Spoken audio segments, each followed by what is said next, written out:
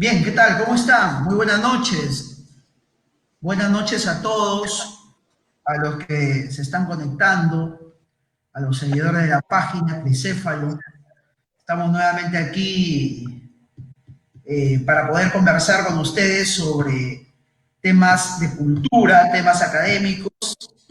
Vamos a esperar unos segundos más, un minuto, para que la gente vaya conectándose, vaya entrando y siguiendo, ¿no?, este conversatorio en honor a uno de nuestros escritores más queridos, más enternecedores, y que seguramente ha tenido una influencia en la vida de los que nos gusta leer, muy marcada, ¿no?, muy particular, ¿no?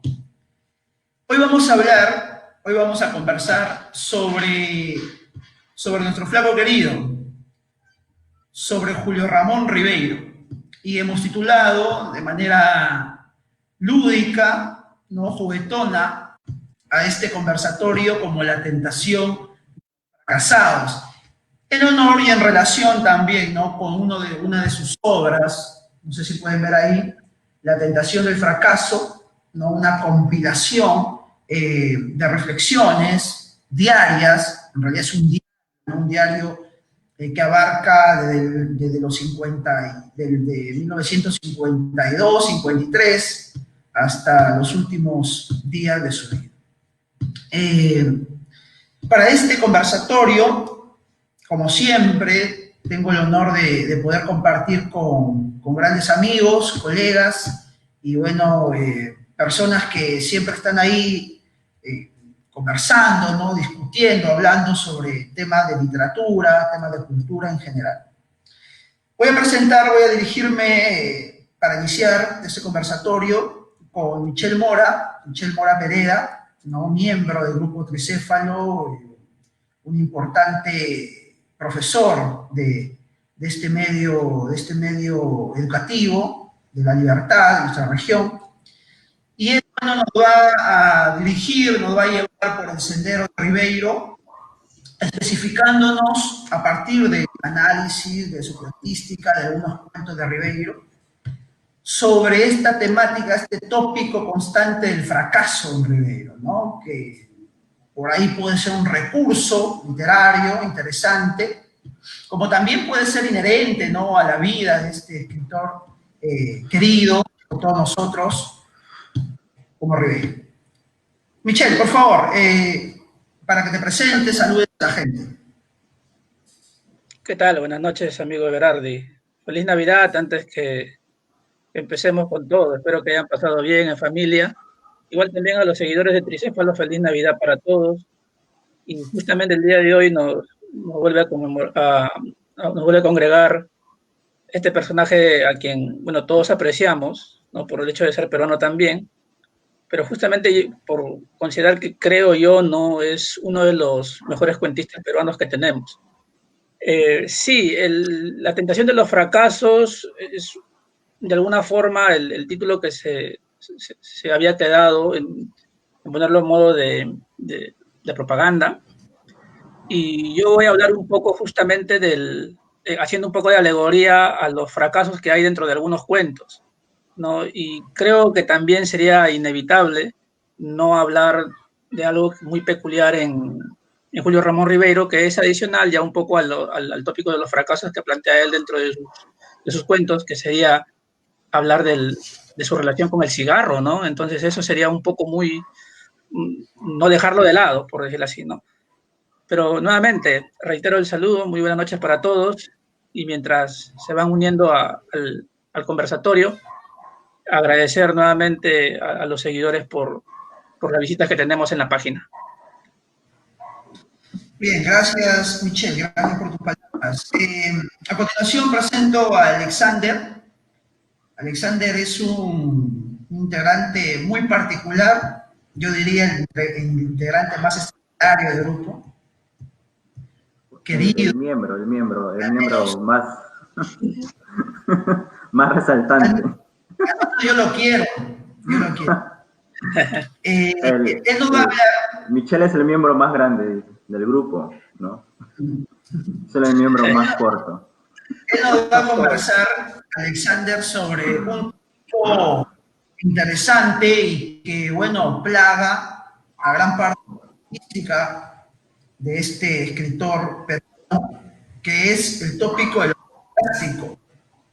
Interesante porque, bueno, inevitablemente Ribeiro ha desarrollado de manera excepcional ya, este tópico y no podíamos dejar de lado, de este tema. Alejandro, unas palabras, por favor, como... Bueno, buenas noches con todos nuestros oyentes que nos están presenciando en este momento. Desearles una feliz Navidad o en este caso que la hayan pasado en unión con sus familiares. Bueno, en esta oportunidad navideña hemos cogido un gran día, ¿no? para disertar sobre la poetística de Ribeiro. Bueno, esperemos que la gente esté allí y nos acompañe hasta el final para, de otra forma, enterarnos, ¿no? De lo que no muy comúnmente se dice acerca de Ribeiro, ¿no? Como por ejemplo acerca de su diario, ya que Everardi lo mencionó, también Michelle. Hablaremos un poco también de su vida, ¿no? Y sobre todo en su diario y en prosas apátridas, ¿no? Que tiene bastante de su pensamiento reflejado, más allá de sus cuentos, ¿no? Que obviamente son los que nos traen a colación. En este caso yo voy a desarrollar el tópico de lo fantástico, ¿no? Que tiene sus precedentes, por ejemplo, en Abraham Aldelomar, ¿no? Ya cuando me toque el turno, pues hablaré y ampliaré este tema. Muchas gracias, Everardi.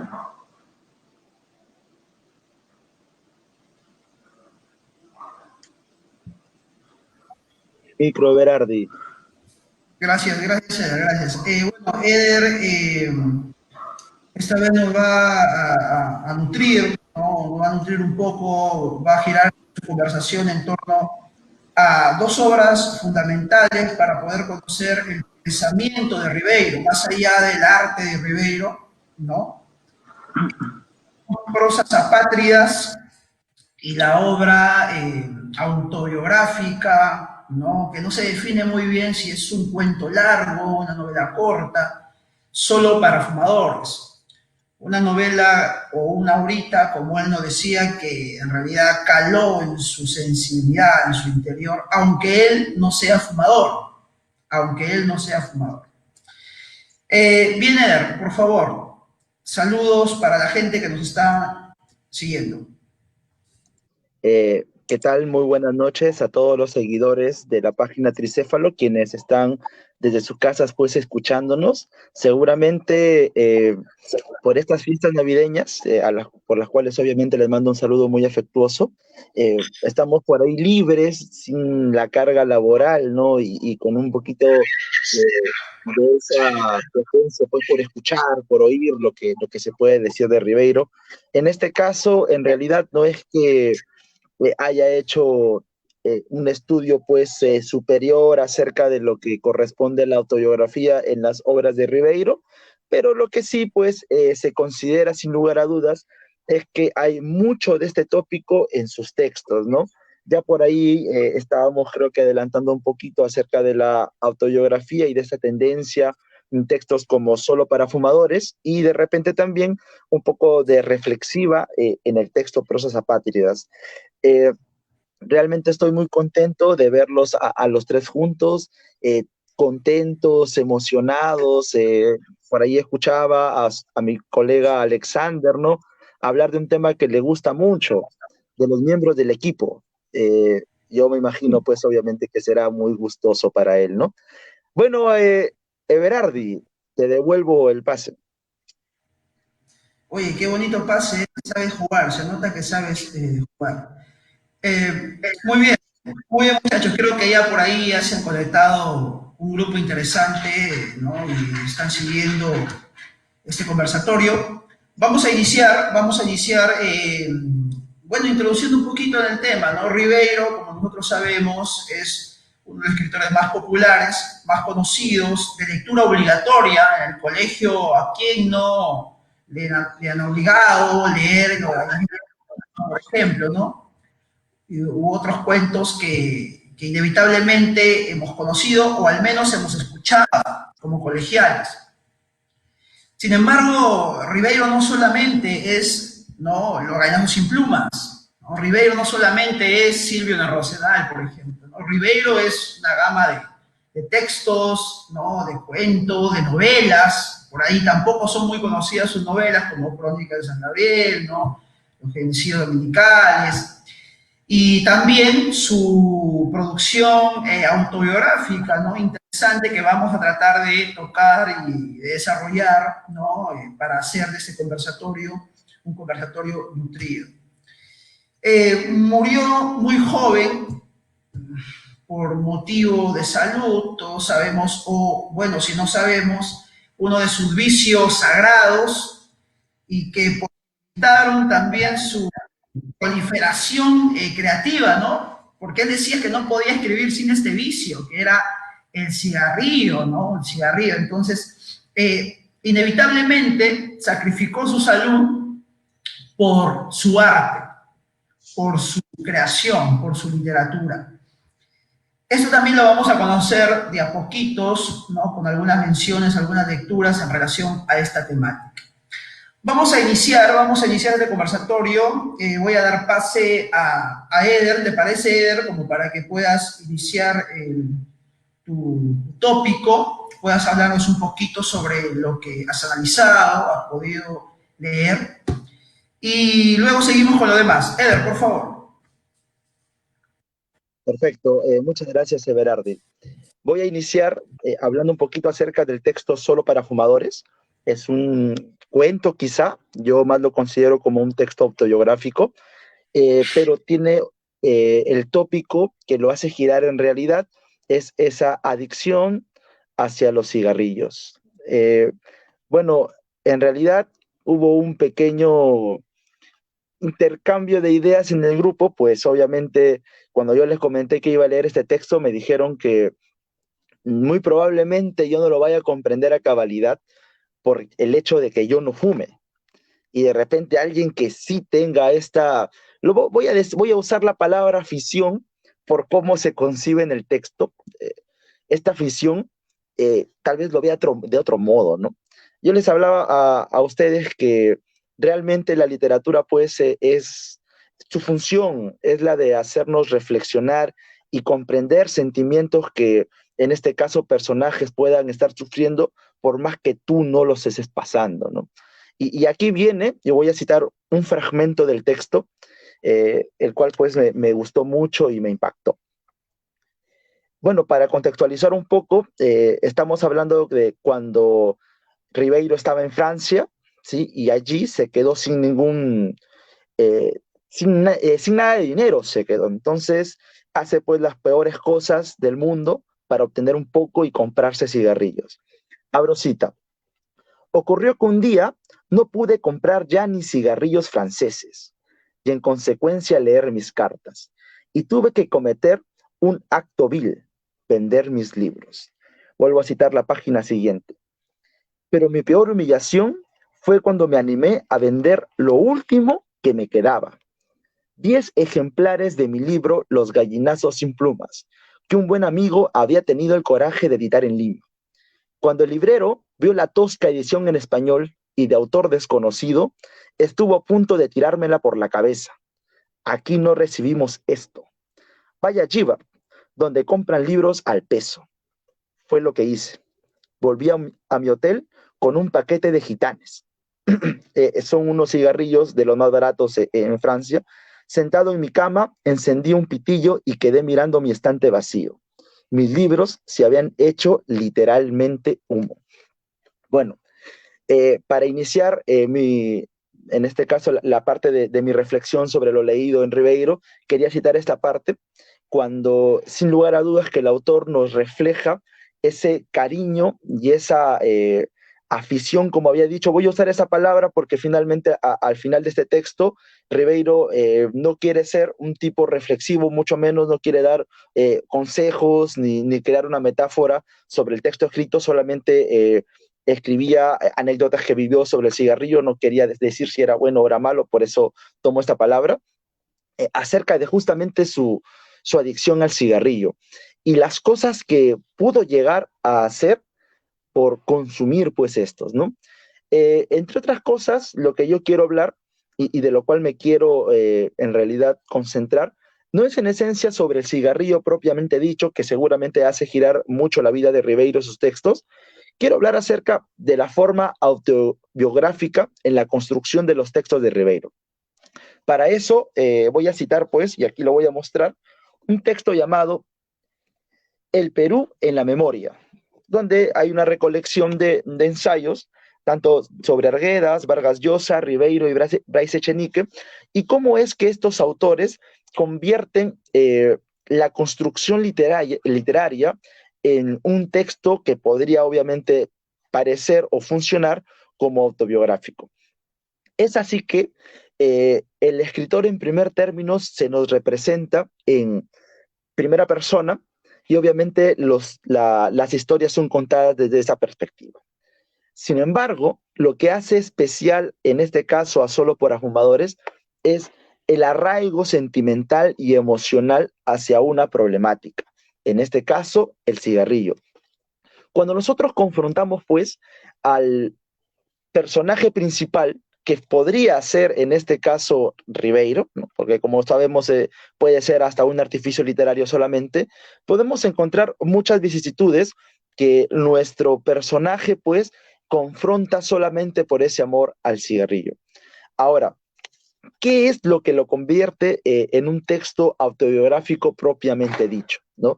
Hace ratito hablábamos, o bueno, cuando Berardi presentaba, y me presentaba, perdón, me señalaba que podría ser un cuento, ¿no? O una novelita, dijo en algún momento, ¿no? Leyendo, indagando por allí, pues muchos lectores de Vallejo, de Ribeiro, analistas de Ribeiro, no se animaban a decir pues que estemos frente a un cuento, porque más tenía tendencia autobiográfica.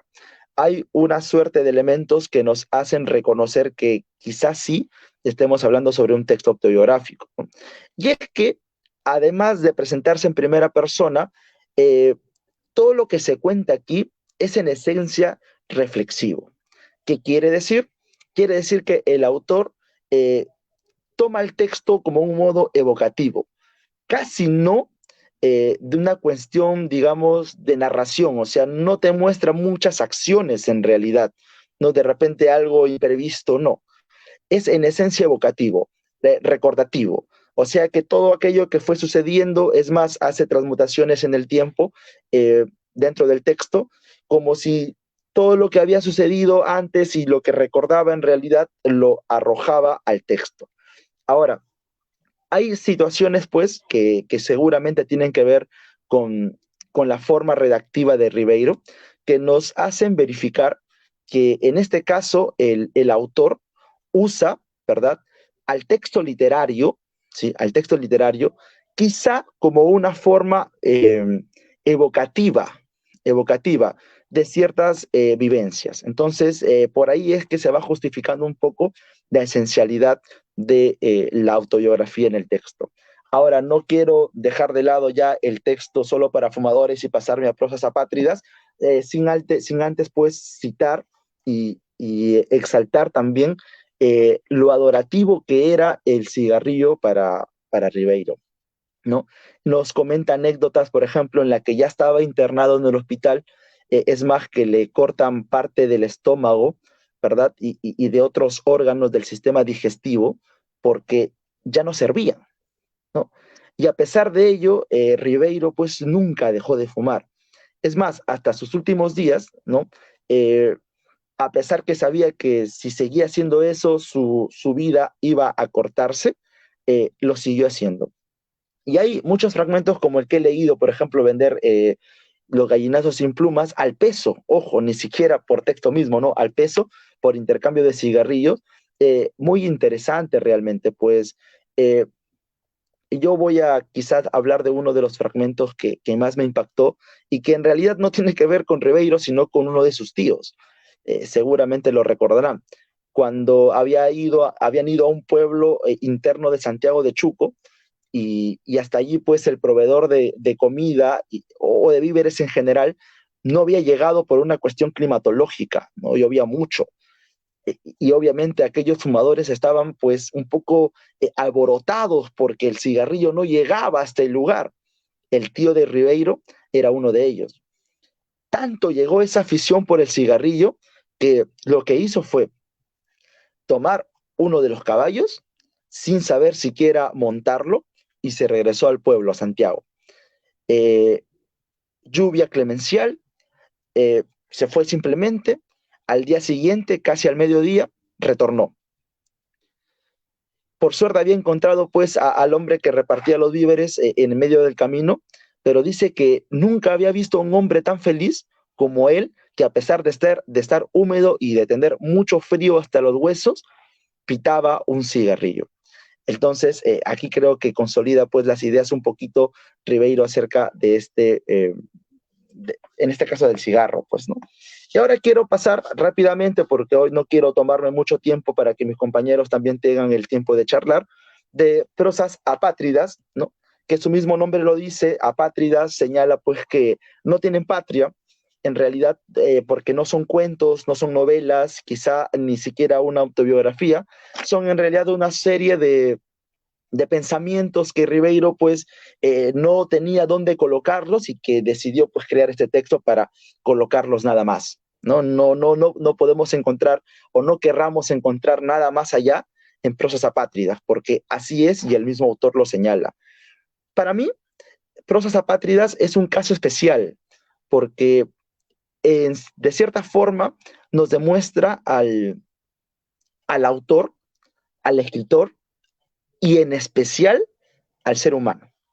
Nos demuestra a Ribeiro tal y como es, en sus reflexiones acerca de las mujeres, acerca del amor, acerca de la amistad y tantos otros temas. Justo hablaba con Everardi previo a la proyección de este conversatorio y me señalaba pues que el fracaso era uno de los temas que giraban o hacían girar la narrativa de Ribeiro. Y yo también creía eso, hasta que uno puede leer prosas apátridas en donde Ribeiro es muy sensible y sobre todo muy sincero y no encuentra la temática, o quizá la encuentra de manera indirecta, la temática del fracaso. Quizá en el fondo, Ribeiro, bueno, y esta ya es una posición mía, ¿no? Muy personal, en la que considero que Ribeiro usaba el fracaso como ente temático para los textos. Si bien es cierto, tiene pues la tentación de fracaso, que son sus diarios, y habla mucho del fracaso. Yo siento que en prosas apátridas, cuando el autor se presenta sincero propiamente dicho, se presenta puro, ¿no? No lo es. Y eso me deja totalmente consternado en realidad. Y voy a leer el capítulo, o bueno, el punto 9, no son ni capítulos, que a mí me dejó impresionado y realmente me cambió mucho la forma de pensar y de asumir a Ribeiro. Señala, cito, podemos memorizar muchas cosas, imágenes, melodías, nociones, argumentaciones o poemas. Pero hay dos cosas que no podemos memorizar, el dolor y el placer. Podemos, a lo más, tener el recuerdo de esas sensaciones, pero no las sensaciones del recuerdo. Si nos fuera posible revivir el placer que nos procuró una mujer o el dolor que nos causó una enfermedad, nuestra vida se volvería imposible. En el primer caso se convertiría en una repetición, en el segundo en una tortura. Como somos imperfectos, nuestra memoria es imperfecta y solo nos restituye aquello que no puede destruirnos. Sin lugar a dudas que si uno viviese el dolor más fuerte, sería capaz de soportarlo solamente una primera vez. Y el recuerdo no nos puede evocar esas sensaciones, de repente nos aproxima, pero no nos puede evocar hasta ese momento, porque imagínense sufrir quizá la muerte, por ejemplo, 2 veces con cada vez que lo recordasen. Y ese tema lo desarrolla más adelante y a mí pues me llamó mucho la atención, ¿no? El hecho de, por ejemplo, se te muere quizá un familiar, alguien cercano, alguien que estimas mucho, imagínate, ¿no? Sufrir ese dolor cada vez que lo recordases, el mismo dolor. Sería imposible, insufrible, no se podría vivir con eso.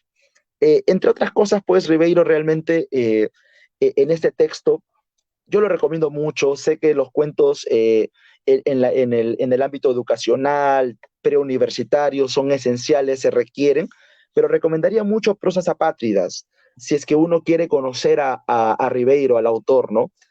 Al humano sobre todo, porque como les dije, entiendo que aquí es lo más humanamente posible, ¿no? Se presenta de lo más humanamente posible en realidad. Y yo me quedé encantado con ese texto.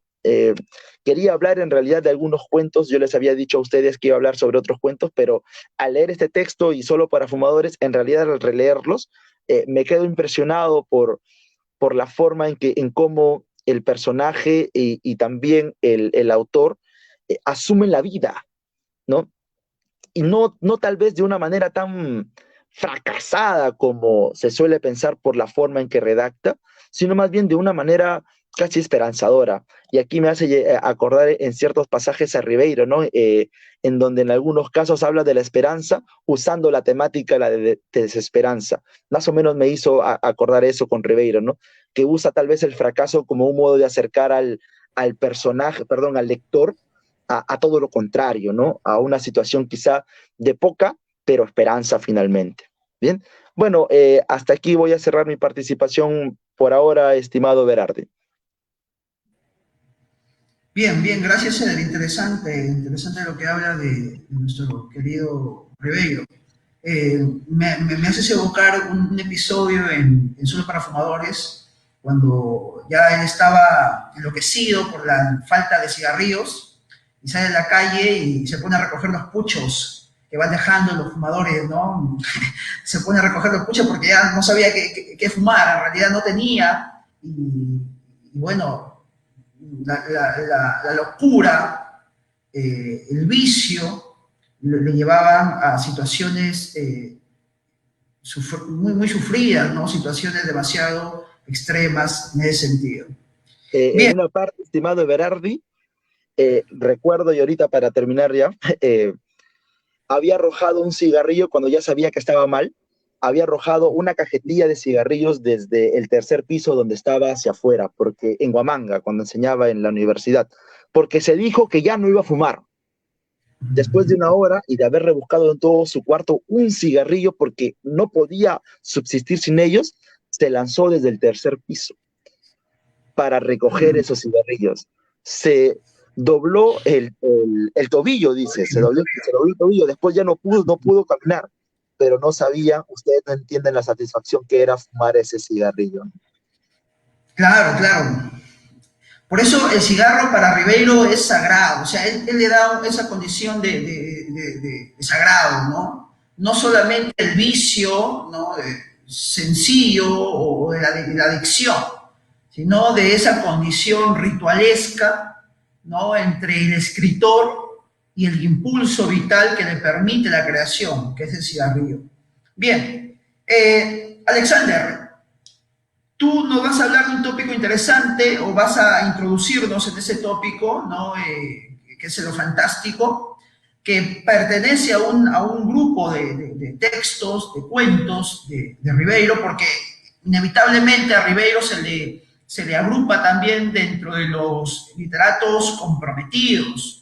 La mayoría de su cuentística es una cuentística ligada a su realidad, a lo social, ¿no? A la problemática social, pero también él ha tocado temas o ha desarrollado historias, relatos ligados a esto de lo fantástico, ¿no? Hay una cuestión que quiero preguntarte y para que pueda desarrollarte, hay también una subdivisión que mucho se confunde con lo fantástico, que es lo absurdo.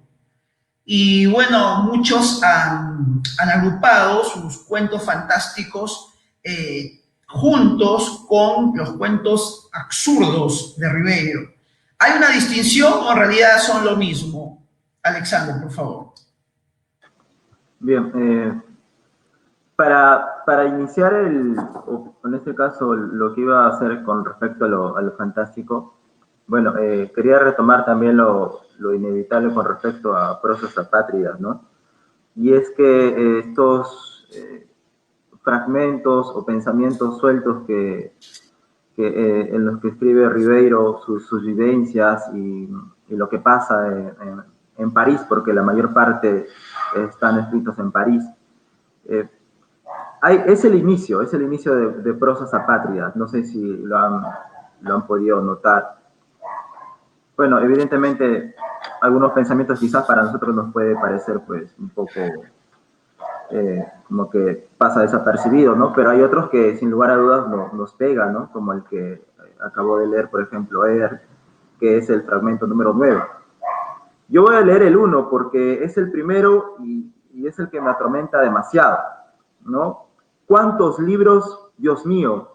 Y qué poco tiempo y a veces qué pocas ganas de leerlos, ¿no? Mi propia biblioteca, donde antes cada libro que ingresaba era previamente leído y digerido, se va plagando de libros parásitos que llegan allí muchas veces no se sabe cómo y que por un fenómeno de imantación y de aglutinación contribuyen a cimentar la montaña de lo ilegible y entre estos libros perdidos los que yo he escrito. Justamente, ¿por qué digo que es algo que me atormenta? Porque tiene que ver con la muerte. Indudablemente, nosotros somos aves de paso en un cielo ajeno que no nos pertenece. Entonces, no nos va a dar el tiempo necesario. Y de alguna otra forma también se ve un poco de pesimismo en los cuentos o en lo que escribe Ribeiro, ¿no? Aparte de lo absurdo que también habías tocado. O lo que decía Cortázar, por ejemplo, ¿no? Que hay que ser selectivos. Y es justamente hay que leer lo que te va a servir, sin lugar a dudas. ¿De acuerdo? Lo que te va a nutrir y de alguna otra forma ser pragmáticos también. Pero sin lugar a dudas es algo que no vamos a llegar a complementar o en todo caso leeremos simplemente, creo yo, como somos docentes, pues las obras que nos compete y algunas que otras por ahí. Pero llegar a leer todos los libros pues es inconmensurable, ¿no? Justamente los libros que tenemos atrás, curiosamente los 4 que hemos adornado por una cuestión de moda atrás de nosotros, es algo que no vamos a poder terminar, ¿no? Muchas veces llevamos a casa libros que los amontonamos luego ahí y quizás lo dejamos para la otra semana o el próximo mes, ¿no? Como el próximo mes me nivelo, por ejemplo. Y lo dejamos pendientes. Justamente en vacaciones esperamos completar estas lecturas, ¿no? Que tenemos, o los que somos aficionados a la literatura, ¿no? Tener estos espacios para poder leer holgadamente. Justamente yo espero esos espacios, a pesar de que los espacios los tengo, pero bueno, sin lugar a dudas, la vida real nos absorbe. Bien, eso para iniciar con Prosas Apátridas. Con respecto a lo fantástico, bueno, acá tendremos que citar a un teorista francés, ¿no? A Isbeth Todorov. No quiero llevarlo tanto a ese terreno de lo conceptual, porque evidentemente el término fantástico tiene muchas variantes, incluso lo que tú decías con respecto al absurdo, y que algunos críticos estudiosos de Ribeiro suelen catalogarlo, suelen dividirlo. Es algo, voy a utilizar la propia palabra, absurdo, tratar de reducir todos los cuentos, o algunos, en este caso de la cuentística de Ribeiro. Es como si dijésemos, por ejemplo, que solamente Vallejo es vanguardista. O sea, es una locura decir eso. Entonces, es una locura también decir, pues, o separar los cuentos de Ribeiro, ¿sabes qué? Lo absurdo para acá y lo fantástico para acá, lo real para acá. No. Porque incluso hasta en los gallinazos sin pluma hay una cuestión fantástica, la cola del cerdo pascual. ¿Qué es lo que hace la cola? Si no es que se hace como cuando, por ejemplo, se le mutila, cuando la propia lagartija se mutila a sí misma la cola y se queda meneando. ¿No es cierto? Hay una cuestión fantástica, por ejemplo. Entonces, ¿cómo tratamos de definir lo fantástico? Evidentemente, tiene que haber dos aspectos. Hay que distanciar, obviamente, la parte del realismo mágico, realismo maravilloso, que nada tiene que ver en este asunto. Lo fantástico podemos delimitarlo, según Isbeth Todorov, en un contexto real, y dentro de por ejemplo, puede ser el propio imaginario. ¿sí? Y eso, evidentemente, nosotros lo tenemos en nuestra cultura. Y es muy curioso porque Isabel Tantoderov tiene estudios acerca de la cultura americana o sudamericana, que es la nuestra. Bueno, la cuestión en este caso, del imaginario, en nosotros está muy enraizada. A diferencia, por ejemplo, de la cultura europea, lo fantástico, pues, tiene su cuna en los cuentos populares. Los cuentos populares, en este caso, que recolectaron los dos hermanos Jacob y Wilhelm Grimm, estos alemanes que se encargaron de recopilar, de recolectar los cuentos fantásticos, que es el nombre que le dieron ellos a sus propios cuentos, ¿ya? Y, bueno, que sirvieron de base para lo que iba a venir posteriormente con respecto al avance de la literatura. Antes de ello, también tenemos otros representantes, por ejemplo, como el francés Perrault, el que inicia o el que recolecta también parte de los cuentos orales, pero que le da un tinte más, se puede decir, como que para mayores, ¿no? Para mayores de edad. No eran cuentos simplemente ligados o evocados a los niños, no, sino que ya tenía otra connotación. Pero antes de Perrault estaba otro escritor, Jean-Baptiste Basile, que es un italiano.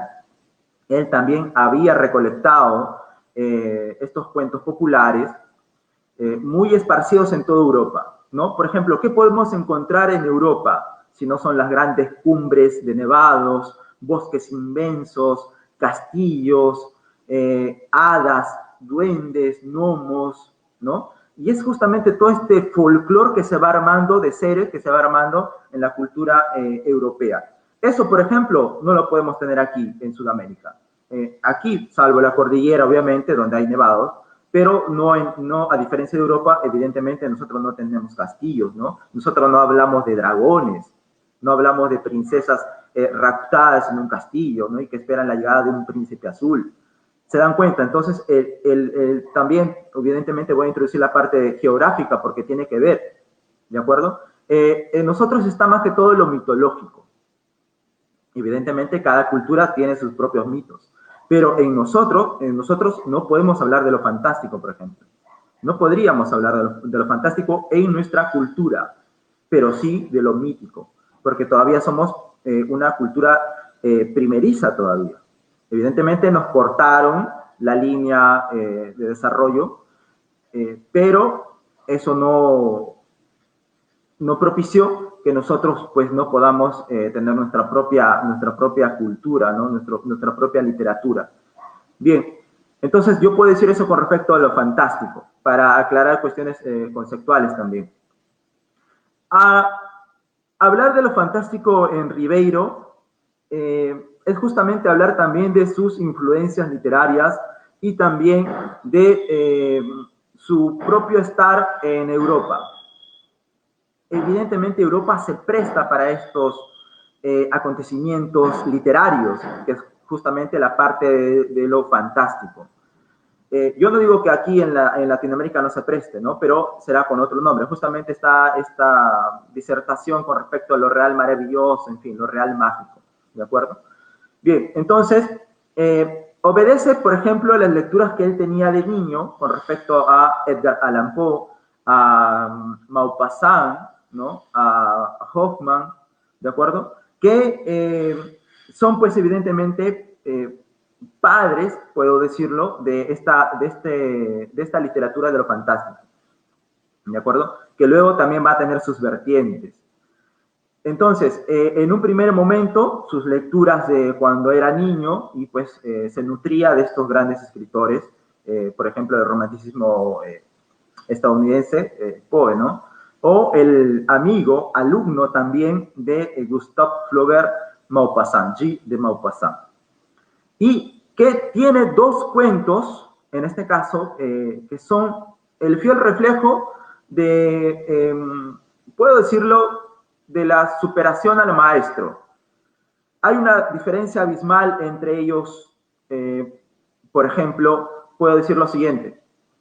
En Edgar Allan Poe hay un cuento, aquí por ejemplo en la traducción que le hace Julio no Julio Guzmán, no, sino Julio Cortázar, ¿ya?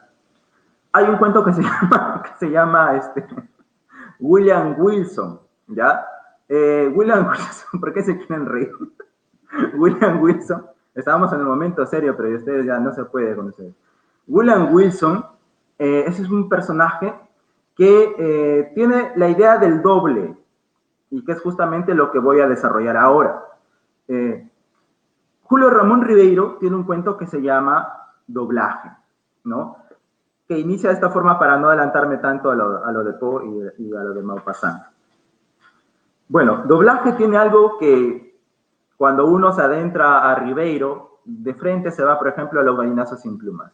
Eso a mí me ha pasado, por ejemplo, una cuestión educativa, colegial y también académica en lo que es lo preuniversitario, ¿no? Los gallinazos sin plumas, un clásico o Al pie del acantilado o El banquete, ¿no? Esos son los más clásicos que se suelen, pues, se te salió tu corazoncito morado. No, para nada, para nada. Es una broma. Ya te descubrieron, Alexander, ya te descubrieron, ya. Para nada. Cuando se incendia tu cuarto, te vas corriendo. No.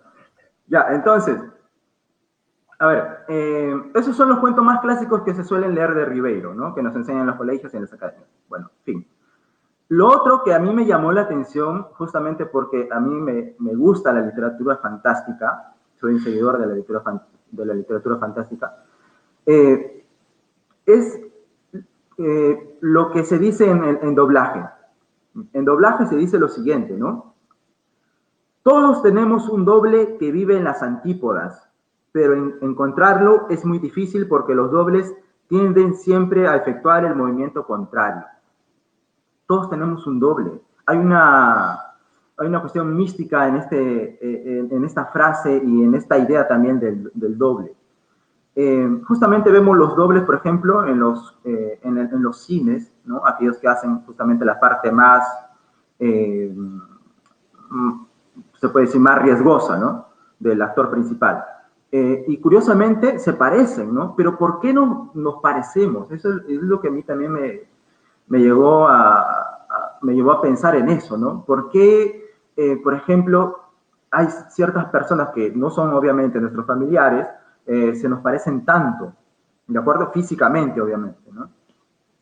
Por otro lado están también los gemelos, pero esos ya son otros temas, ¿no? Desarrollar la idea del doble en Ribeiro justamente me llevó a otras lecturas. Y una de esas lecturas es justamente la de Poe, que es justamente el primer cuento, si ustedes lo tienen, en la traducción que le hace Julio Cortázar, es William Wilson. Lean este cuento, William Wilson, y pasen a Doblaje y notarán mucha similitud. Obviamente van a notar que en el caso de Ribeiro va a haber una cierta superación, por eso decía el maestro. El otro ejemplo lo tenemos en Maupassant, en uno de los cuentos que en esta pandemia, al inicio de esta empresa virtual de literatura que tenemos, que es Tricéfalo, hablábamos con Everardi, por ejemplo, nos citábamos mediante WhatsApp, mediante videollamadas, y él me citó un cuento, no sé si lo hizo adrede o no lo supo, quizás nunca lo leyó, y ahí sí, en el momento quizás sí, fue ¿Quién sabe? De Guy de Maupassant. También lean ese cuento, ¿Quién sabe? De Guy de Maupassant, y notarán la semejanza. Yo creo que nunca lo leyó. Muy probablemente, porque me parece que porque se sorprendió, ¿no? Yo le cité un cuento de... Sí, Alexander, dime. Alexander, disculpa el toque para cortarte, saludar al maestro Enrique García Cárdenas, claro. Que está muy conectado con nuestra transmisión y durante la semana pues ha estado comentando bastante. Quiero hacer esta mención rápidamente porque él ha sido profesor preuniversitario de prácticamente todos los que estamos aquí y yo sé que el profesor es un hombre tímido, pero abierta pues queda la invitación a él para que si en algún momento quiere hablar sobre algún tema, en especial, por ejemplo, Ribeiro, que sé que le encanta, pues es bienvenido a este pequeño grupo, ¿no? Disculpa, Alexander, solo quería decirlo porque el profesor está muy participativo a través de redes. Claro. Justamente me había percatado del comentario, ¿no? Obviamente sí, todo es en un plan de chascarrillos, ¿no? Entonces, continuando con esta disertación, lean el cuento ¿Quién sabe de Guy de Maupassant? ¿De acuerdo? Alumno, amigo también en su momento de Gustave Flaubert.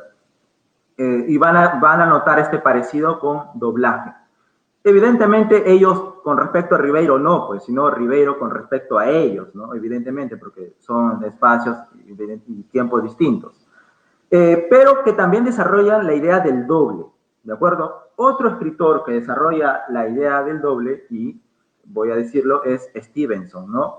El extraño caso del Dr. Jekyll y Mr. Hyde.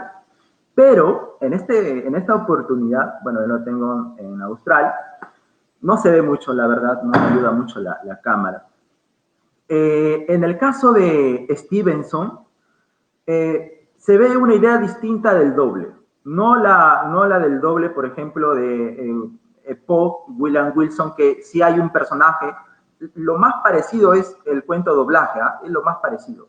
Vemos a un universitario, en el caso de William Wilson, que se va a otro espacio y evidentemente encuentra también en el espacio que he dejado algo que no le cuadra del todo, como que han realizado algunas cosas que él no las había hecho, ¿no? Y lo mismo pasa, por ejemplo, en doblaje.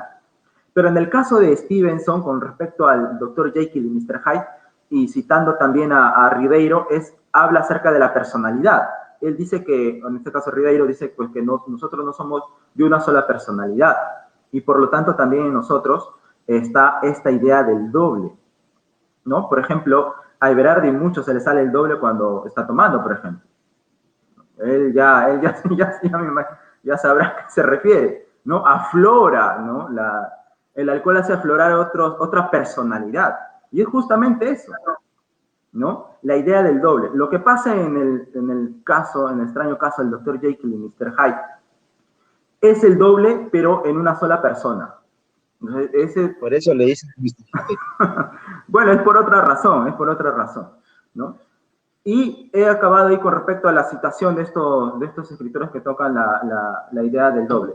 Y que Ribeiro, a mí me parece, bueno, también puede ser porque es una cuestión de contemporaneidad, suele abarcarlo de una forma más amena y más directa. Obviamente la de Poe es un mareo constante de palabras, un poco super estándar, ¿no? La de Casa de Maupassant también, como que te rodean todavía con la historia y al final rematan. En el caso de Ribeiro se va de frente al meollo, ¿no? De frente con sus narraciones, perdón, con sus descripciones, y listo, es así, ¿no? Por ejemplo, empieza así: en aquella época vivía en un pequeño hotel cerca de Charing Cross y pasaba los días pintando y leyendo libros de ocultismo. Ya sabemos que el personaje de doblaje es un aficionado con respecto al ocultismo. Parte también porque su padre le había llevado del Ganges, le había llevado libros a él. En este caso, cuando evidentemente el protagonista era un infante. Y por ahí le nace esta idea a raíz de la frase que les acabé de leer anteriormente: todos tenemos un doble que vive en las antípodas. Y esto es lo que le lleva, por ejemplo, de ir, porque descubre, cuando sale de su habitación del hotel, descubre en una tienda un globo, ¿no? Un globo terráqueo, lo compra, lo lleva a casa y verifica cuál es la antípoda de Inglaterra, porque él está en Londres, y justamente es Sydney, y él viaja hasta Sydney. Pero en el transcurso se da cuenta que lo que está haciendo es algo absurdo. Por eso justamente está la idea de estos críticos que encasillan ahí a Ribeiro. Y justamente cuando está sobrevolando, se da cuenta: ¿pero qué hago? ¿No? Todo esto es tonto, es absurdo, ¿por qué hago esto? Pero bueno, continúa. Si se queda en Sydney es porque encuentra el amor, supuestamente, ¿no? Winnie, no es Winnie Cooper, de los Años Maravillosos, no, Winnie, esta mujer que lo embeleza, empieza a cortejarla y ella accede, ¿no? Un poco también nosotros podemos notar la facilidad con que los personajes también se enrolan, y es muy, muy característico de Ribeiro. ¿Por qué? por la parte cosmopolita de él. O sea, él no solamente viajó a París y ahí se quedó, ¿no? También estuvo en Berlín, ¿no? También estuvo en Suiza.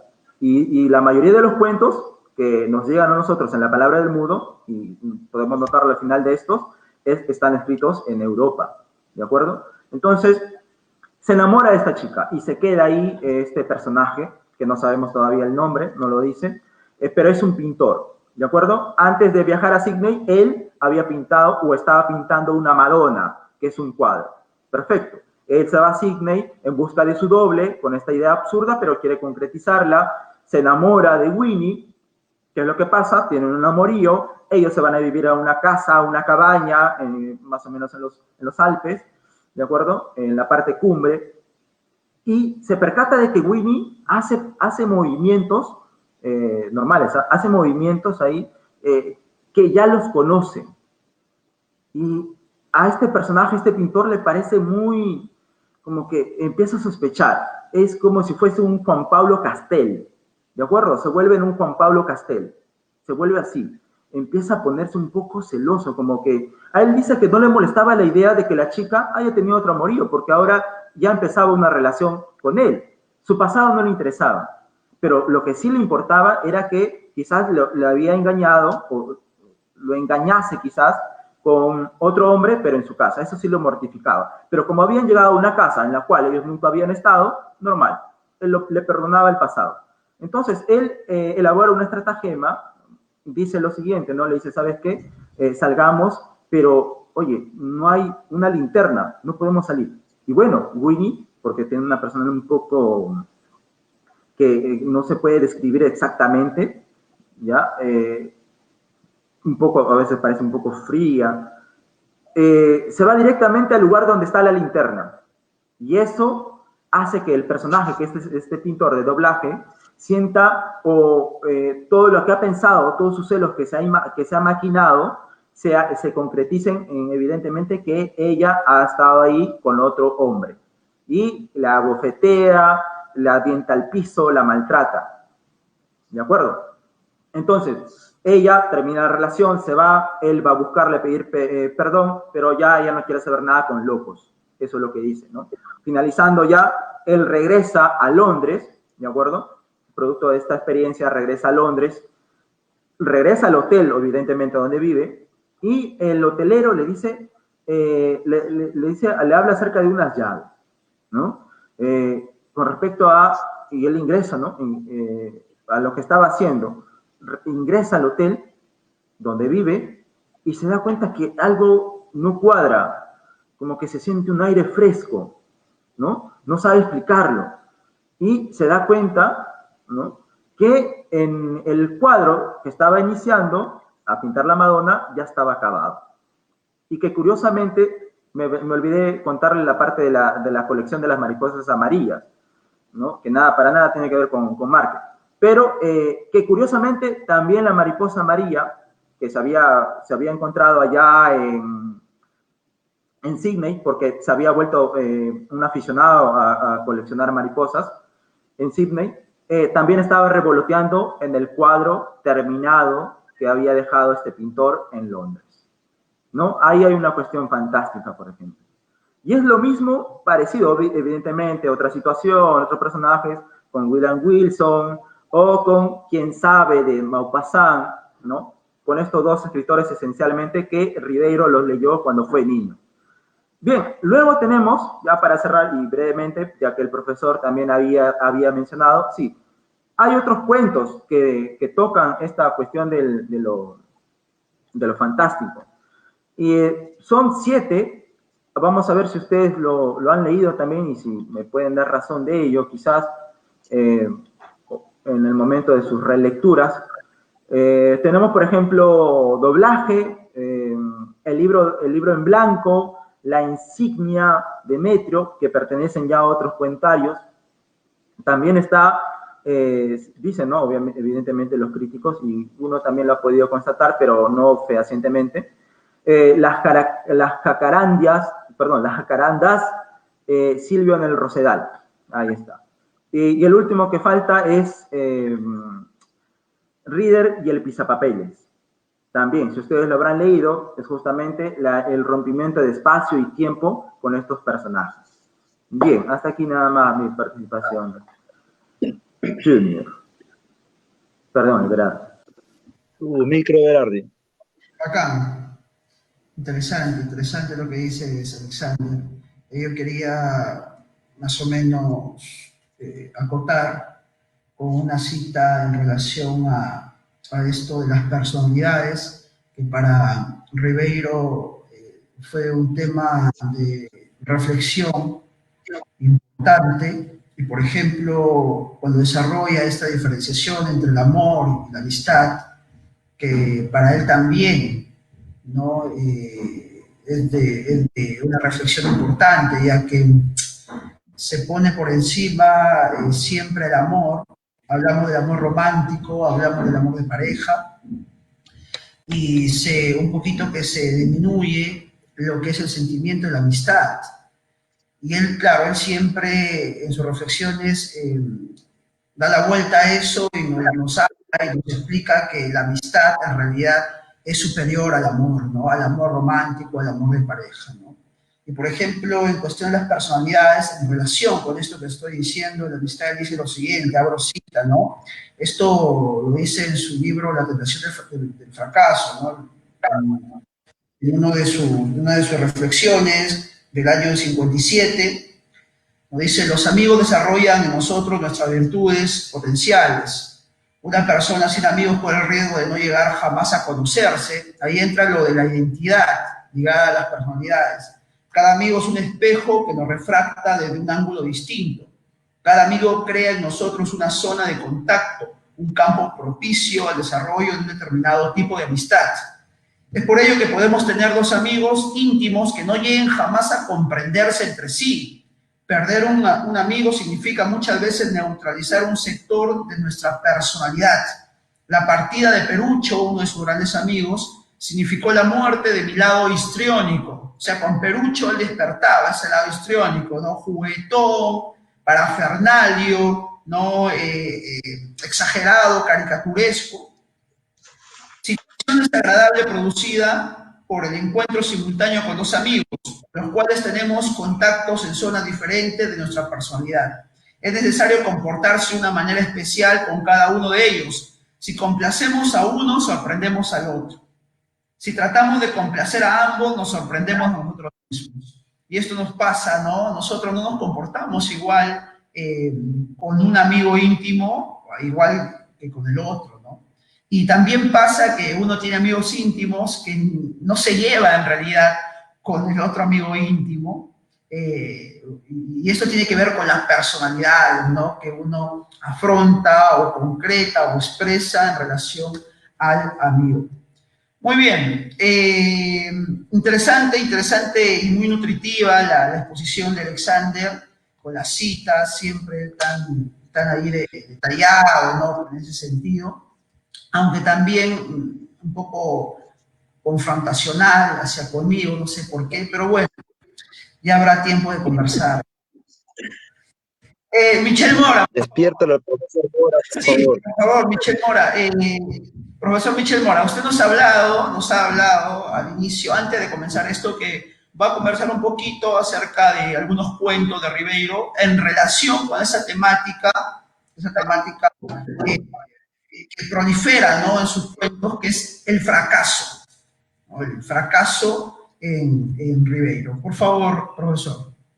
Sí, quería hacer de alguna forma un poco alegoría al título que con mucho esfuerzo el amigo Alexander había hecho el flyer. Y bueno, pero antes de eso quiero hacer unos paréntesis, ¿no? Dentro de los cuales se ha estado hablando, se ha estado discutiendo dentro de acá, y las citas que hacía Severardi sobre la amistad, algo que, sobre todo por lo último, ¿no? Que dentro de ese aspecto quizás dos amigos no se lleven, ¿no? Con el de una persona. Y eso para nada sucede en Tricéfalo, ¿eh? Para los seguidores para nada sucede en Tricéfalo, ¿no? Para nada, de verdad. Esa relación que quizás puedan tener los amigos que me antecedieron en la exposición, ¿no? Otra de las cosas que había notado también era justamente la parte que había dicho Alexander en función a la muerte. Y para hacer el paréntesis ahí, ¿no? Sería como si dijera, por ejemplo, Octavio Paz, el olvidado asombro de estar vivos, ¿no? Que es una situación muy crucial. O sea, todos nos asombramos de la muerte, pero nadie, absolutamente nadie se asombra de la vida, o sea, de estar vivos. O sea, el día de hoy estamos vivos y nadie se asombra, como si la vida lo tuviéramos comprada. No, es un poco increíble esa lógica quizás, ¿no? Y por otro lado también justamente el de vivir la amistad, sigo en el paréntesis todavía, ¿no? La relación que tienen los amigos justamente para uno, esa importancia vital que tienen de poder compartir dentro de esa amistad. Recuerdo a Gabriel García Márquez, dentro de sus 12 cuentos peregrinos, en el preámbulo, o con una historia pequeña, él decía que la vida, por ejemplo, la muerte en este caso, era la que le había dado la oportunidad de asistir a él a su propio entierro. Y mientras asistía a su propio entierro, él iba con sus amigos, ¿no? Y justo cuando lo van a enterrar, ¿sí? Después ve que la gente empezaba a regresar, ¿no? Como en todo entierro, ¿no? Se van, entierran al muerto y después la gente, lógicamente, tiene que regresar a sus casas. Y él observa que la gente con sus amigos, después de haberlo enterrado, regresaban a sus casas. Y él quería regresar con sus amigos. Y la muerte le dijo, no, tú ya no puedes regresar. Y ahí es donde él emula esa frase, ¿no? Que dice, desde entonces comprendí que morir era estar ya nunca más con los amigos.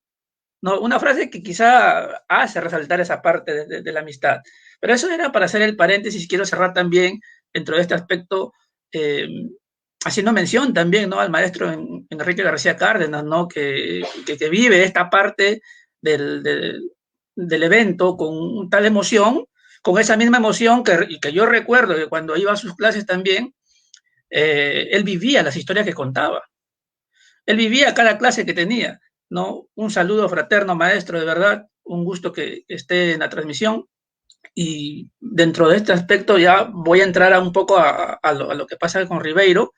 Y justamente algo que habían mencionado ustedes era justamente algo que no se puede evitar en él, que es el tema del cigarrillo. En una de las últimas entrevistas que le hacen a él, que le hace, por ejemplo, Eloy Jáuregui, le hace una entrevista donde él habla un poco de la diversidad de sus obras y de la importancia que tenía para él el cigarrillo, ¿no? Él dijo que en un momento dejó 5 años de fumar, pero en ese transcurso de 5 años no podía escribir nada. Así es que él prefirió volver al cigarro y volver a escribir y morir quizás en esa época. Él justamente en el año de 1994 es cuando se le hace esa entrevista a inicios de agosto, ¿sí? Y justamente ahí, en unos meses después, ya en diciembre, él muere. Entonces, por eso decía que era una de las últimas entrevistas que le habían hecho en este caso a Ribeiro. Dentro de este aspecto yo quisiera hablar de alguna forma un poco de los fracasos que se dan dentro de los personajes que tiene a darle Julio Ramón Ribeiro en sus escritores. De alguna forma también se le plantea un poco el lado fantasioso de lo que se había hablado anteriormente. Por ejemplo, uno de los cuentos es La Solución, ¿no? Donde Armando, por ejemplo, Armando es un escritor, ¿sí? Que inventa un personaje que se llama Pedro, que básicamente ese personaje que se llama Pedro es un cornudo, ¿sí? Así lo menciona él, lógicamente, en ese tipo de lenguaje. Es un cornudo, es un cachudo, pues, ¿no? O sea, donde su esposa le pone los cuernos no con una sola persona ni con 2, sino con 4 personas. Y él encuentra, por ejemplo, la mejor forma para que él no pueda apartarse de su esposa, pero busca diferentes soluciones, a las cuales al final Armando, como escritor e inventor de Pedro, que era su personaje, no busca ninguna solución, pero está con un grupo de amigos que le dan más ideas. Al final, él plantea las ideas con la que él creía que iba a solucionar el tema de la infidelidad, pero al final no acepta ninguna, sino simplemente hace una especie de utilización de sus amigos para que sus amigos le den más ideas a él. Y al final, por ejemplo, su esposa, que también está dentro de ese juego, que se llama Berta, ¿sí? Al final, una vez que se van sus amigos, y dentro de ellos también estaban mujeres, se va a dormir. Y después él dice, yo me voy a quedar escribiendo un poco más porque me siento un poco inspirado, ¿no? Y dentro de ese espacio donde cuando él regresa a su cuarto, ¿sí? Saca un arma y termina disparando y matando a Berta. La obra no te dice nada más, pero en esencia se hace notar de que justamente él era el cachudo, él era el cuernudo, ¿no? Es decir, sería una especie de primer fracaso en el amor, porque él quiere buscar formas de solucionar el problema de la infidelidad, y ninguna de ellas las funciona. Y la única forma que él encuentra para poder solucionar el tema es matando a la mujer. Una solución que en el transcurso del cuento no se da, sino que eso pasa después de que sus amigos se dan y él encuentra esa solución, porque las soluciones que había encontrado él pues, era, por ejemplo, hacer que se peleen las cuatro personas con las que le estaba haciendo infiel su esposa. Esa era una de las soluciones. La otra solución era que él se vaya. Sí, pero en ninguna de esas soluciones concebía que hacerle daño a la mujer, ¿no? Hacerse daño él mismo quizás, pero no la mujer. Pero después de que se van sus amigos, él encuentra justamente esa solución que en la vida real ya él lo aplica, ¿no? En la vida real de la historia, porque la historia cumple justamente este salto cualitativo, ¿no? Donde, por ejemplo, Ribeiro escribe Armando, y Armando es un escritor, pero ese escritor también inventa otro personaje, ¿no? Ese juego de saltos cualitativos como técnica narrativa también. Pero sería una especie de primer fracasado, por ejemplo. Otro de los personajes es en El profesor suplente, otro cuento de Ribeiro que todos conocemos, ¿no? Aquí, por ejemplo, Matías sería otro tipo de fracasado, ¿no?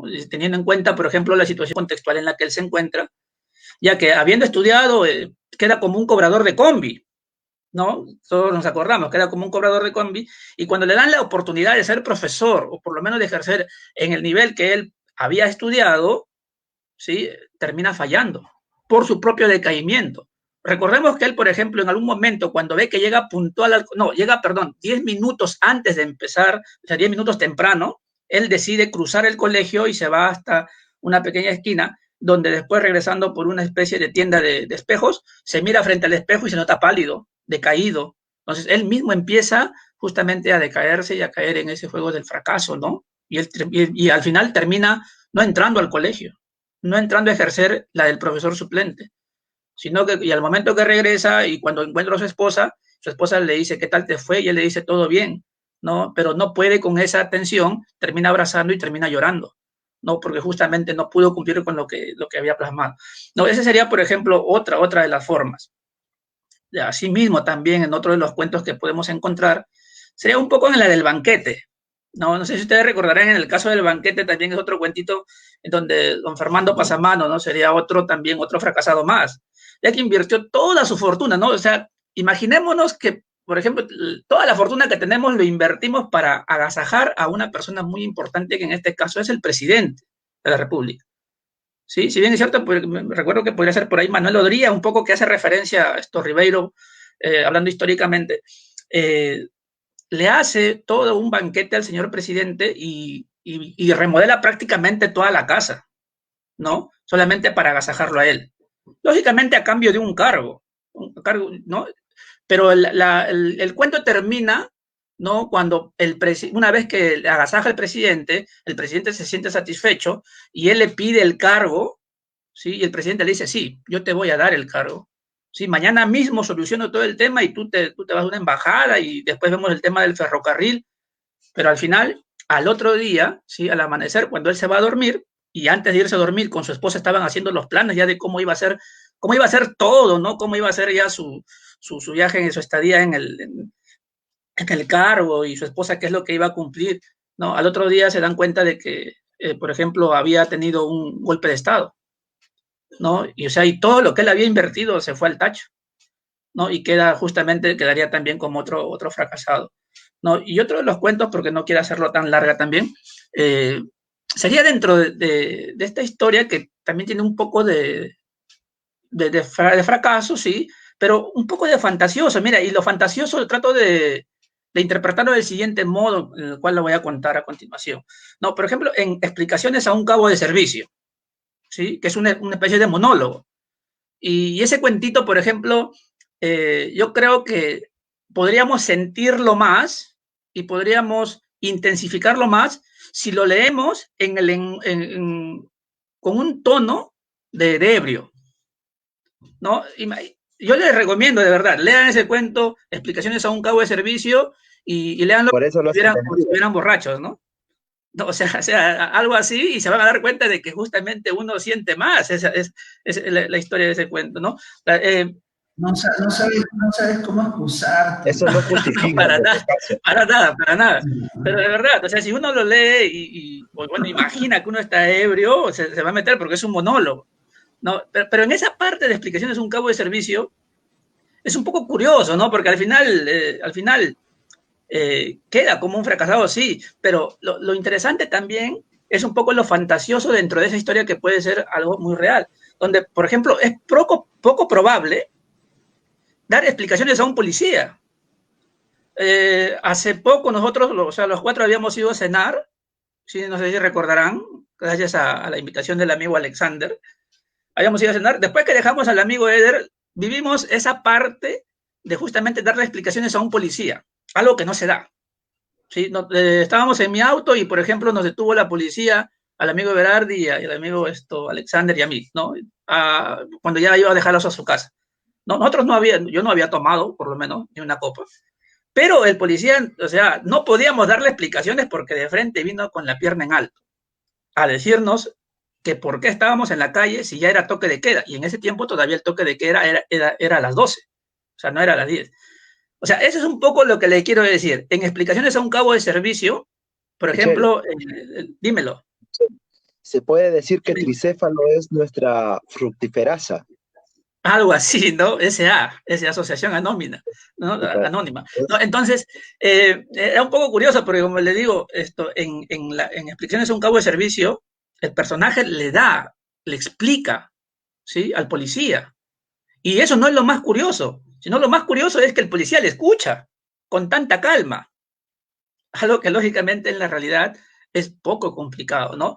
Dentro de la historia nos podemos dar cuenta que Pablo Saldaña, que es el personaje principal, sea un fracasado más, ¿no? Que al final no es quizás es una especie de vivo, ¿no? Pero un poco raterista, si se podría decir así, que es seducido por otro típico vivo, un típico vivo limeño que camina engañando a la gente, que todos recordemos que sería, no, el señor Barriga, ¿no? En este caso, ¿no? Por decirlo así.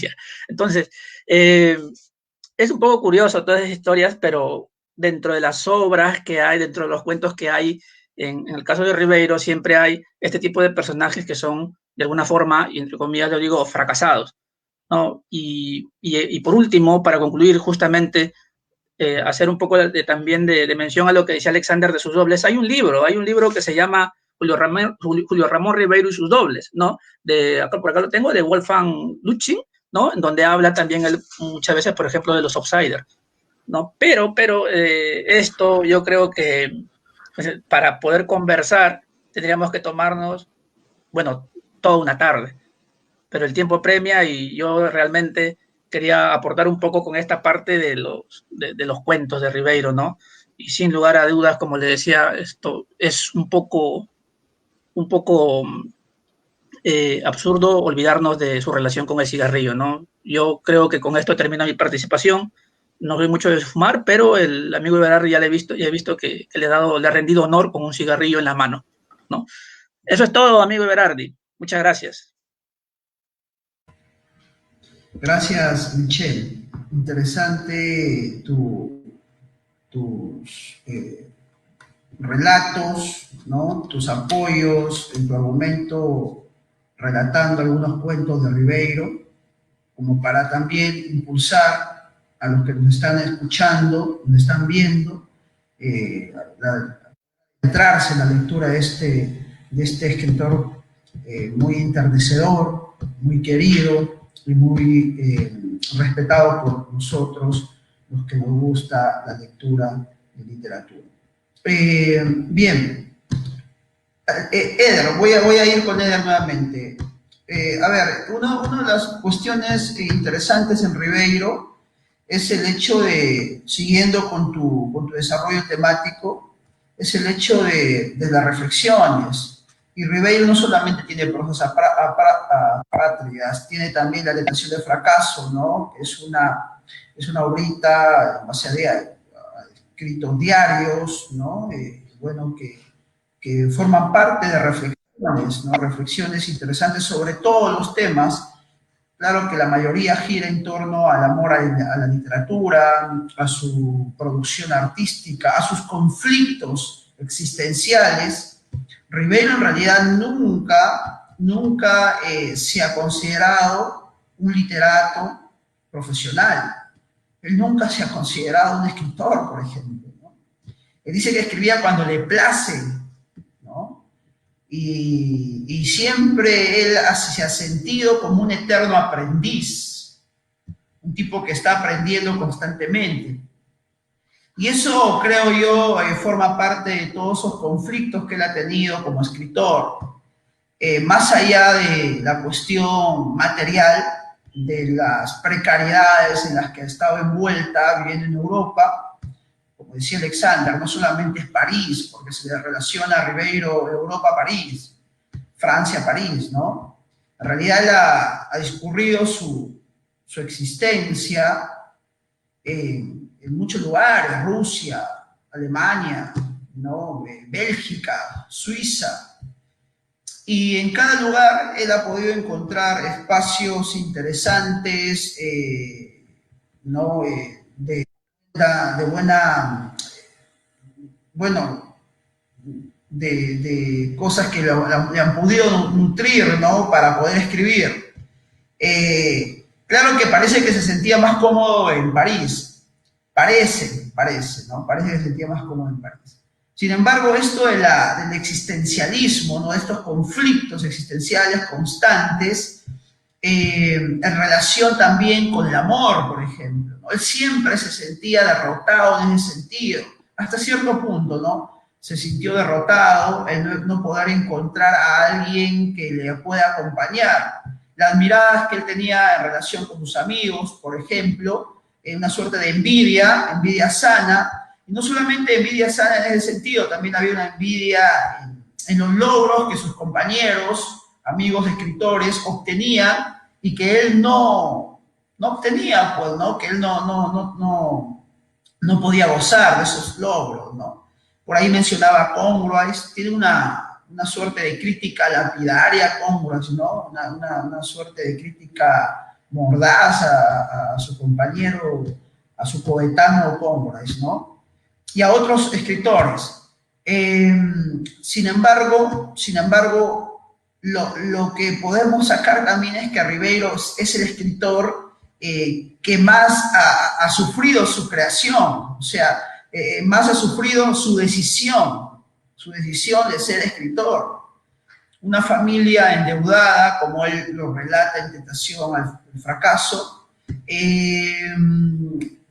la precariedad hasta extrema, no tenía ni para comer, amigos que sabían de su genialidad o conocían, ¿no?, la genialidad del escritor, de Ribeiro, y que le apoyaban de vez en cuando económicamente, pero que o sea, en Ribeiro no llenaba su parte creadora ni su parte existencial. En realidad, Ribeiro era un tipo que no encontraba un sentido a la vida ni en ningún espacio. Por eso que la soledad también era un tópico ácido, ¿no? Un tópico interesante e importante en la obra de Ribeiro. Recuerdo mucho el cuento Silvio de Rosedal, por ejemplo, ¿no? Como el protagonista al final queda solo, totalmente solo, ¿no? ¿Qué nos puedes hablar en relación a ello de la cuestión existencialista, Eder, ¿no? De la cuestión, de los conflictos existenciales de Ribeiro, en relación con sus reflexiones y con la ahorita que habías mencionado, ¿no? Solo para fumadores. Bien, bueno, al inicio, cuando surge la idea de hablar sobre Ribeiro, y pues como obviamente en el flyer señala, iniciamos pues con este pensamiento de vamos a hablar sobre los cuentos de Ribeiro, ¿no? Yo realmente me salí de ese tópico y dije, prosas apátridas y solo para fumadores. Me escapé un poquito, ¿no? Pero para ir ya creo que cerrando mi participación en todo caso, voy a hablar acerca de un tópico que, si bien es cierto, los cuentos de Ribeiro en su gran mayoría los leí en la etapa de colegial y en la etapa preuniversitaria, eh, se me quedó siempre grabado y quizá formó parte ya de mi propia perspectiva de vida social. Eh, Hablo en esencia, en este caso, del cuento al pie del acantilado, del inicio y del fin del cuento al pie del acantilado. Habla obviamente de personas abandonadas por una sociedad emergente, por una sociedad, perdón, una sociedad ya situada. Ellos forman parte de lo emergente, ¿no? De prácticamente de la nada, no son nadie en la sociedad. Y toman un lugar, se apoderan del sitio y empiezan a vivir, confrontar un montón de cosas, ¿no? Y es aquí que yo me quedo pues con la idea de quizá Ribeiro sea uno de los cuentistas, o quizá el mejor cuentista del Perú. No tengo temor en afirmarlo. Novelistas hay muy buenos, Mario Vargas Llosa, por ejemplo, pero cuentistas creo que de la forma en la que Ribeiro se ha expresado, no me parece que haya por ahí alguno tan bueno. Y me quedo con la metáfora de la higuerilla, cuando dice que ellos son como la higuerilla, ¿no? Que obviamente está en el suelo, es hierba mala, que nadie le ha sembrado, que nadie le echa agua, que a nadie le interesa, pero que crece, ¿no? Y esa metáfora la usa al inicio del cuento y la usa al final, ¿no? Cuando ahorita se me fue el nombre, el padre, pues, en compañía con su hijo y la pareja de él, llegan a un nuevo lugar, estaban buscando un nuevo lugar donde quedarse, y él dice, pues aquí nos quedamos porque acá está la higuería. Es una representación, una metáfora que justamente expresa nuestra representatividad como clases sociales dentro de un país injusto, ¿no? Ribeiro es quizá uno de los escritores que nosotros hemos tocado, el más contemporáneo a nosotros, ¿no? Y la realidad de Ribeiro es prácticamente nuestra realidad. Entonces, yo toco ahorita este tema porque no está entre los dos textos que yo había elegido, Solo para fumadores y Prosas apátridas, porque, como les dije, formó parte esa metáfora de mi vida social y hasta política. Quizás Ribeiro no tuvo la intención, él lo hizo de una forma más literaria, pero justamente pues están bastantes tópicos que se escapan de la forma de escritura de nuestro querido Ribeiro. Hace ratito leí un comentario del profesor Enrique, además tiene un buen sentido del humor. Es que es complejo analizar a Ribeiro. Nosotros hemos elegido un tópico y hemos intentado pues hablar de él, pero es complejo analizar a Ribeiro. Y yo me voy a quedar con ese carácter simbólico que representa a Ribeiro, que de repente no quiso, pero que habla mucho de esta tendencia social dentro de lo que corresponde la forma de escritura. Y me quedo con la higuerilla, porque finalmente todos los que estamos acá también somos la higuerilla, ¿no? Somos de esa clase social emergente que finalmente quizá nadie quiere. Creo que los docentes a nivel de de profesionales somos algo así, ¿no? Y lo último dentro de un escalón, el último quizá, ¿no? El más pisoteado. Y finalmente, pues, a pesar que nadie quiere, emergemos, ¿no? Y nos confrontamos. Y allí estamos, ¿no? Tratando de dar la pelea.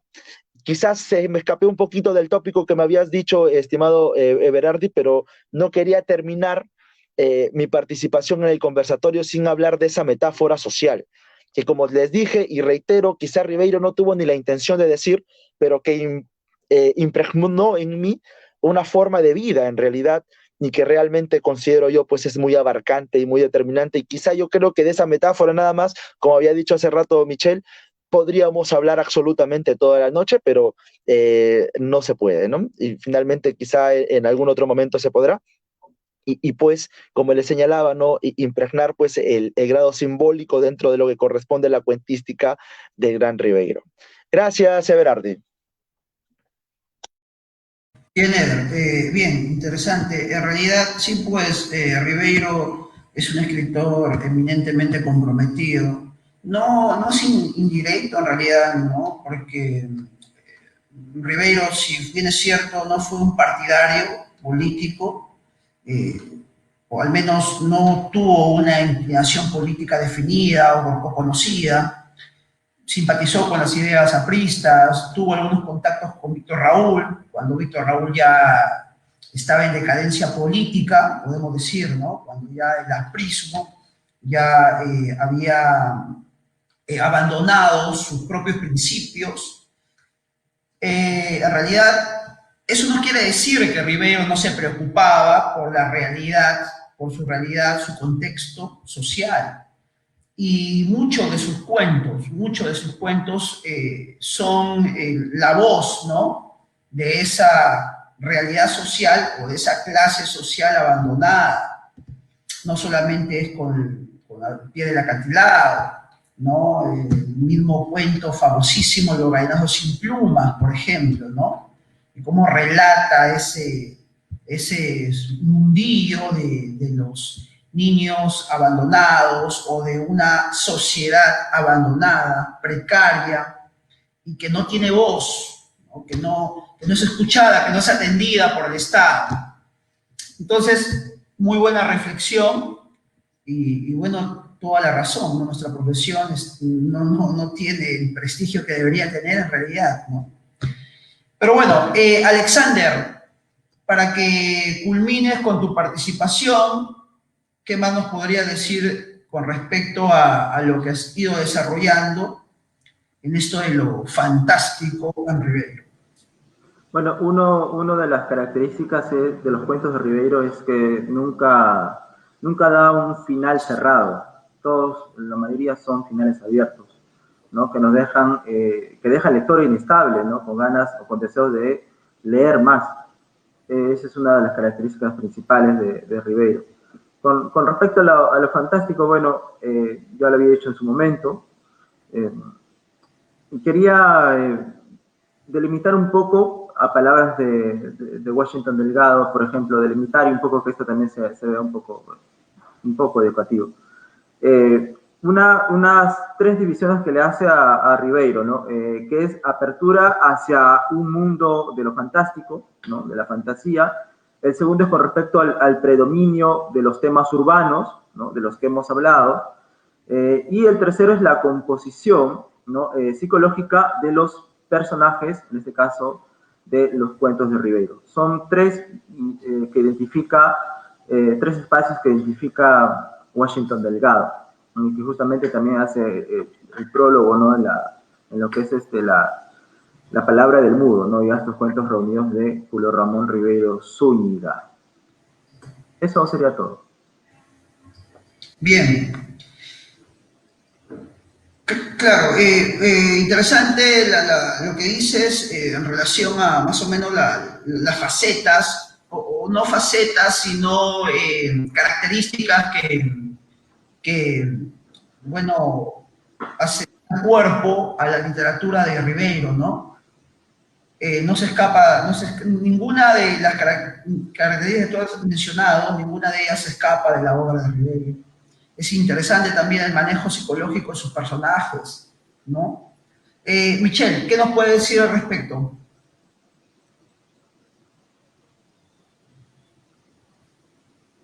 Bueno, simplemente para cerrar un poco también con este tema, y justamente había leído también el comentario, ¿no? Sí, sinceramente, quizás es un poco difícil relacionar la vida de Ribeiro con la conexión con sus obras.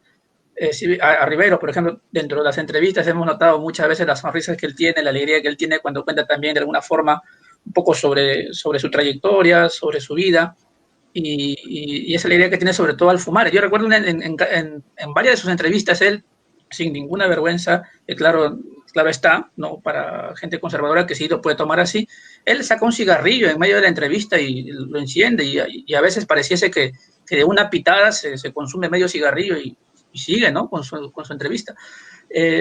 Aparte le gustaba también el fútbol, ¿no? Que si bien es cierto, es una de las formas en las cuales él, y creo que todos nosotros conocemos, es desfogar un poco la alegría también.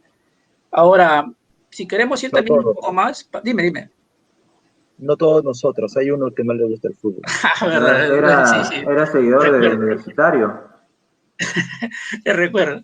Ahora, bueno, ¿no? Dentro de las obras, como decía, en cuanto al tópico de los fracasados en sus personajes, ¿sí? Porque estoy hablando básicamente de los personajes. También había, lógicamente, hay mucho más cuentos. Uno de ellos, por ejemplo, también es el cuento Alienación, ¿no? Alienación, donde, por ejemplo, está el Sambo Roberto, ¿no? Sambo como nuestro presentador, ¿no? Que después quiere cambiarse, ¿no? Y lógicamente logra cambiarse, se tiñe el pelo con agua oxigenada, ¿no? Entonces, después trata de cambiarse la ropa, ¿no? Un poco de blue jean, ¿no? Y entonces empieza a generar justamente un poco el desprecio y al final termina mal, ¿no? Pero bueno, ¿no? Eso ya lo dejamos para que las lecturas que puedan tener los seguidores. De verdad, Julio Ramón Ribeiro es un cuentista extraordinario, ¿sí? Por eso era la necesidad que les había planteado de hablar sobre él. Y bueno, decirles simplemente que estamos cerrando ya prácticamente este evento como ya clausura del año, ¿no? Esto es nuestro último evento del año. ¿Sí? Si no me equivoco, ¿sí? ¿Nuestro último evento del año? Todavía nos falta uno la próxima semana. Ah, ya. Bueno, entonces, de todos modos, adelantarle que se vienen nuevos cambios para el próximo año y eso de alguna forma es una mención que les hacemos ahora que estamos los cuatro. Se vienen nuevos cambios para Tricéfalo, nuevos cambios positivos, nuevos cambios en los cuales, lógicamente, alimentarán un poco más la página y también alimentarán de alguna forma, dentro de esta posibilidad que nos da la virtualidad, muchas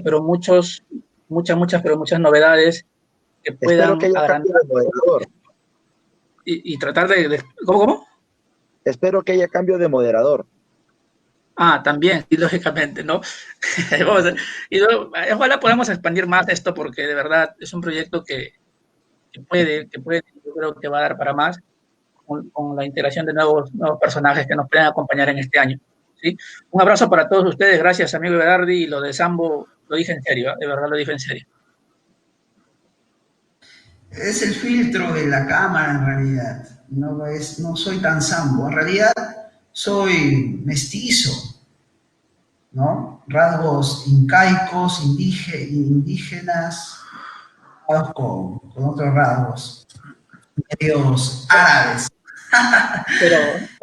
Pero original, nada que ver con Roberto. No, original siempre, pues, ¿no? Él es una higuerilla, el hombre. Bueno, muchachos, ha sido muy enriquecedor escucharlos. Esperemos que también hayan sentido, se hayan enriquecido los oyentes, los que han estado conectados a este conversatorio.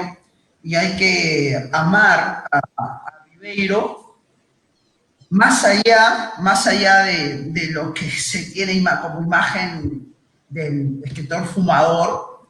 Ribeiro es un escritor muy enternecedor. Desde el punto de vista, las sensaciones que he tenido con mis lecturas han sido de ternura, de mucha ternura. Y eso uno lo puede determinar con mucha más razón leyendo su obra autobiográfica, pues, ¿no? Como su diario, por ejemplo, ¿no? Agradezco la participación de cada uno de ustedes. Esperemos que esta convocatoria haya servido para impulsar a los jóvenes oyentes en la lectura de la obra de Ribeiro y esperemos que otra semana también tengamos un grupo de seguidores importantes como hemos tenido hoy. Gracias, muchachos, y bueno, salud para todos. Igualmente, muchas gracias. Un abrazo, para otra oportunidad. Para todos.